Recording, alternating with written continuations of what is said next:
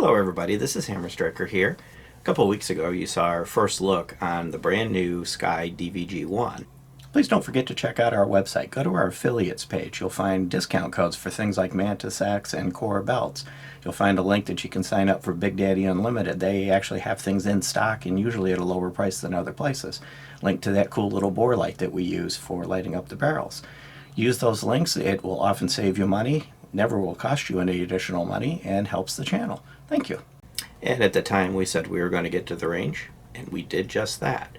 One of the things that I did find with this, though, it was a little difficult to shoot it well, which kind of surprised me because I've had the other SCCYs. I've had a couple different variations of SCCYs that I've either bought or were loaned to me for reviews, and I could shoot them well. And it's the same basic platform, other than there's a few differences. This is, of course, Striker, and it has the Roebuck quad lock. But beyond that, this is very similar to, let's say, a CPX2. But I had a hard time pulling consistent groups with it. You'll see in the intro footage, I pulled a fairly nice group to the left of the bullseye, but it was kind of up and down. In other points where I was shooting it would get random flyers that would just go left or right. Now, it could have been me, so I am definitely going to give it another try and another day, go first thing in the morning before it gets too hot, when I'm fresh. But also from a self-defense perspective, you're not always going to get perfect conditions when you have to use it. But there's other guns that I've shot under being tired, other conditions like that, and for the most part I can pretty much do the bullseye. I generally, pretty much anything I pick up I can shoot. I've had a few guns over the time I couldn't shoot well, and this is definitely one of them. Hammer couldn't shoot this well either. Neither one of us could do well with it. So I started looking to see, is there potential ammo issues? So we bought some Federal Punch, which is basically their civilian variation of the HST, 124 grain. And we got the same basic results with it, both Hammer and I firing it.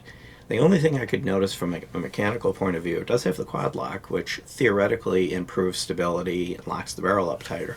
But I do notice that there is more play. And if I use this tool, and ignore the tool itself, the tool's going to move because I'm not going to put a steel rod down into the barrel, but you'll see not only is there more play than I would expect relative from the slide to the frame, but you'll also see that the barrel moves around in there too. So most guns do have some amount of play. This one seems to have a little more play than I'm actually used to. Don't know if that contributed to it, but I will get it out another day, give it another try. And if I get different results, I'll do a follow-up. But beyond that, let's talk about the gun itself. So from a length perspective, it comes in at 6.01. From a height perspective, with the flat flush base plate, it comes in at 5.06. It does come with both magazines with a pinky extender, but it comes right in the package with it, 2 flat base plates. So you can easily swap the base plates out if you prefer flat. So what I did is I set one up for flat and one up for pinky extender so we could see if there was any difference. In shooting it, I didn't notice any difference in my ability to pull a group with either one of these.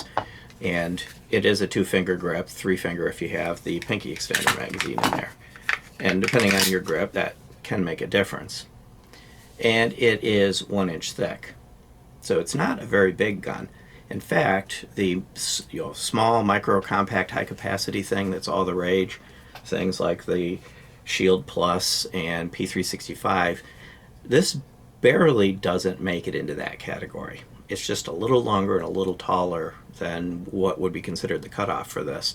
And if you do that math that I did, if you saw that video, what I did is I added up the dimensions, came up with a number to try to figure out the relative size of the guns, because they're all different lengths at different heights. This one would score a 12.07 with that measurement, and the largest gun next to that was actually in that review would be an 11.8. So you can see it's bigger than the biggest of those. And by the way, I'll put a link to that in case you're interested. I'll put a link in the description. Now, from a weight perspective, it would have beat them all. At 15.5 ounces, it's one of the smallest 9mm that has 10 round or more capacity. This one is 10 round capacity. And in that little roundup, the closest any of those came was the 43X at 17.99. So it just barely gets squeaked out from a size perspective, but kind of really from a weight perspective. This is a very light gun. It is a little snappy, but I didn't find it unpleasant or difficult. It doesn't have that little buffer thing at the back with the cutouts in it that were on the CPX-1 and CPX-2 that used to leave little red marks in your hands. I did find it comfortable to shoot. It stayed in my hand. And one of the things I also did, trying to figure out if it was just me, is I was doing some dry fire practice at the range aimed at the target and looking to see if the sights moved on the target at all when I operated the trigger, and they didn't. So I'm kind of thinking it wasn't me, but again, I'll give it another try. Speaking of the trigger, it does have a nice trigger. Before I actually do the trigger, let me revisit one thing. We're talking about the dry fire practice. So what I'm doing is I'm lining the sights up and I'm aiming them at a particular point on the target. And then as I pull the trigger, I'm looking to see, do the sights move relative to each other, or do they move on the target? So they stay together maybe, but move around. And that would be an indicator of when I squeeze down on the grip, it's not the right size for me, so I'm pulling the gun up or down. Or as I'm pulling the trigger, my hand causes the gun to twist. So I was looking for evidence of a grip-related issue or a trigger control-related issue that would be causing that, and they stayed dead on. So just in case you weren't sure what that was looking for, it's using the sights and the target as a reference with no ammo in it to determine if I'm staying steady when I'm firing the gun. And that, by the way, is a good practice routine to determine when you don't have any live ammo in it. Of course, it's going to act a little different when you're under live fire because you're anticipating the recoil potentially. But with no ammo in it, can you stay on target? So now back to the trigger. It has a very flat trigger with a little curve at the end, a very large trigger guard. There's a lot of room for, let's say, a gloved hand, which may be relevant if you're in a northern climate where it's colder. Minimal take-up. A little bit of travel. It's kind of a noticeable longish wall, but it's relatively light. It's about 5.5 pounds, and it breaks nicely. Now, from a reset perspective, the reset is right there, and then some take-up to get back on the wall, but I'll go back to where the reset was. It's basically all the way out. So it doesn't have a particularly short reset relative to the trigger travel.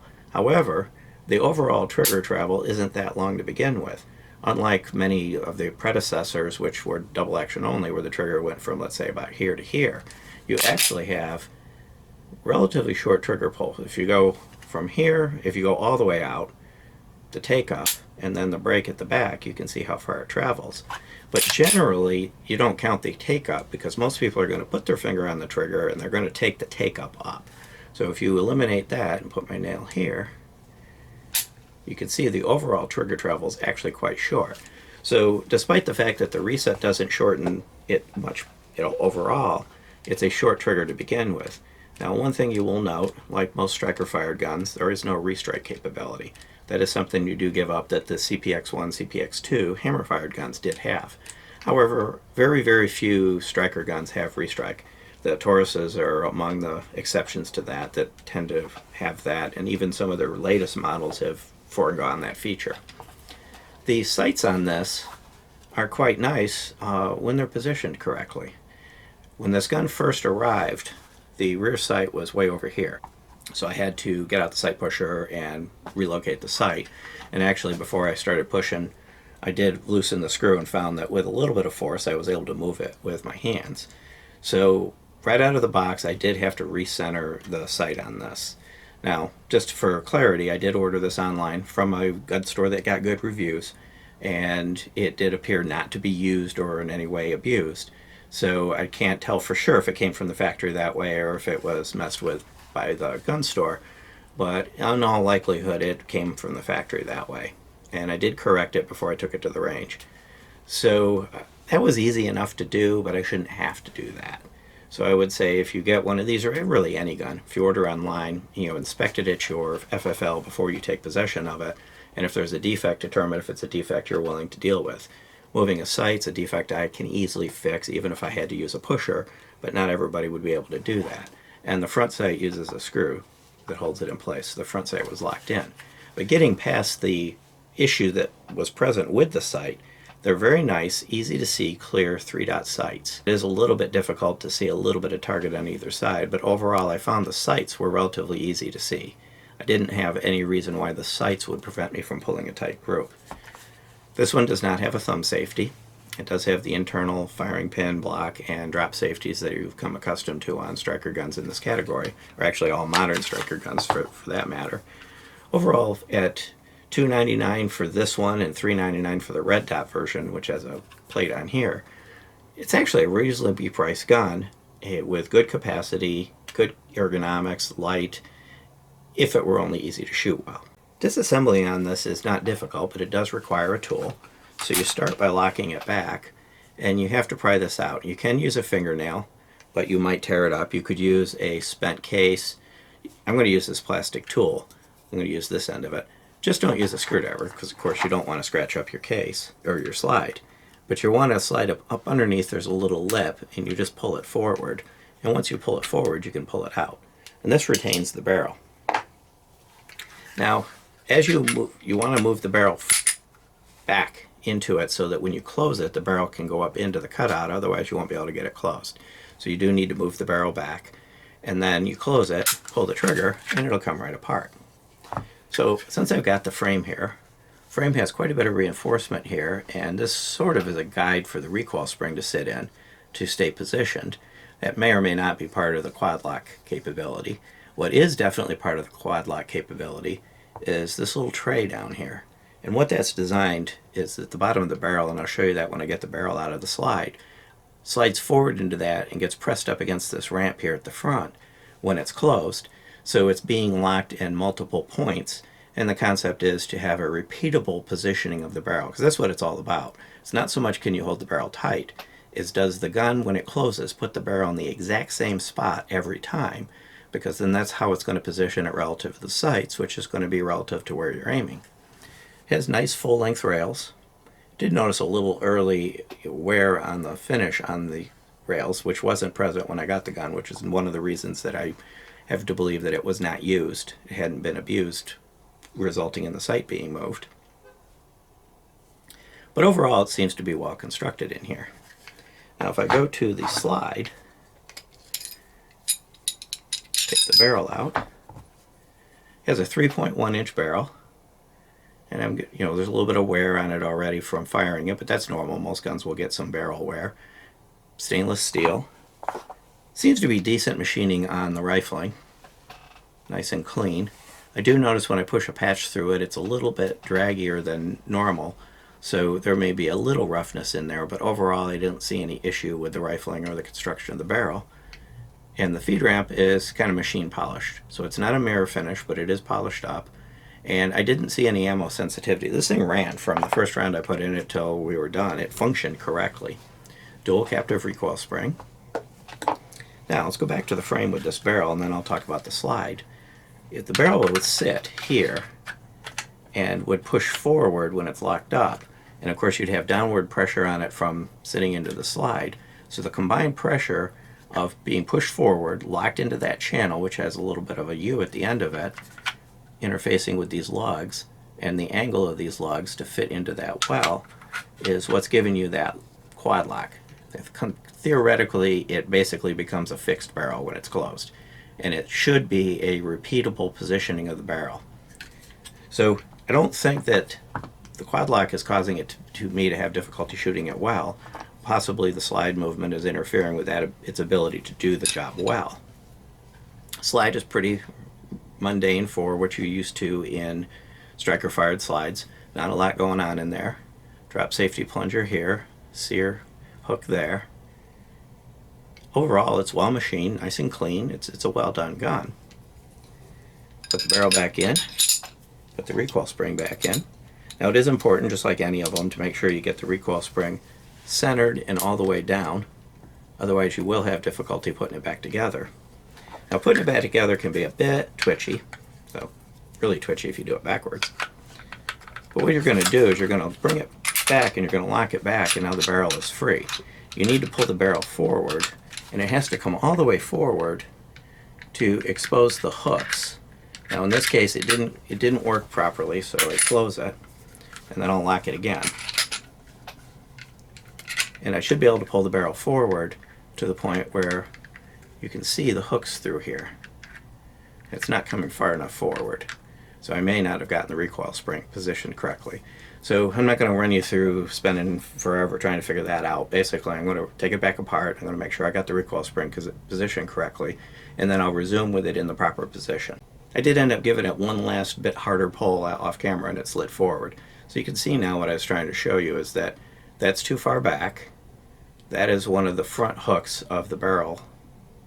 And now there's the gap, and then that's too far forward. So once I get it in this right centered position, I take this pin with the flat side facing up, and I push it through the hole, and then snap it into position. At this point, you don't need to mess with the barrel anymore. Now it's in proper working condition, and it will cycle correctly. I do like Sky pistols, and I like the design of this. I like the concept of this. If I could shoot it well, I would actually really like it.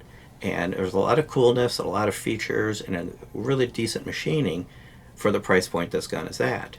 So it's definitely something that it might work well for you. It may just be the size of my hand, the way I hold it. I definitely am going to give this another try because I want this to work, because I do like the way Sky makes pistols. They make really good quality pistols at a reasonable price. Generally, to get some of the quality features you're seeing in this, you're generally in the $400, $500 or more category, and all the Sky guns are sub $300 unless you get the red dot versions.